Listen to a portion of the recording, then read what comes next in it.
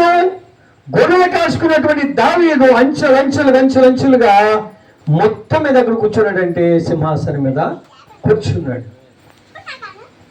దేవునికి తగినట్టుగా రాజ్య పరిపాలన చేస్తున్నాడు. రాజు అవ్వకముందు 600 మందిని పోషించాడు. రాజు అయిన తర్వాత లక్షల మందికి రాజు అయ్యాడు.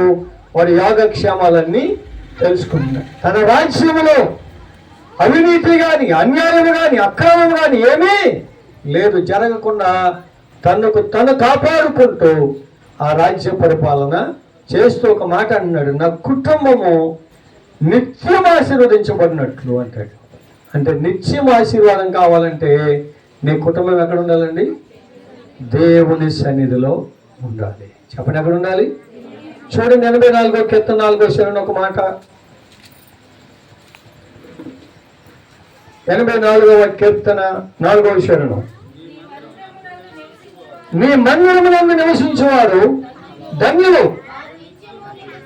అది అమ్మా ఏం చేస్తారటమ్మా? నిత్యము 7 గంటలకు మందిరం అనుకోండి, 10 గంటలకు రావడం భక్తి జీవితం, 9 గంటలకు రావడం విశ్వాస జీవితం కాదు. 7 గంటల కంటే 6 గంటలకు వచ్చేది భక్తులు. అది ఎన్ని గంటలకు రావాలి? అది భక్తులు వచ్చి గేట్ దగ్గర తలుపులు ఎప్పుడు తెరుస్తారు, మా సంఘ కాపుడు ఎప్పుడు వస్తాడని ఎదురు ఎక్కడ మరి మన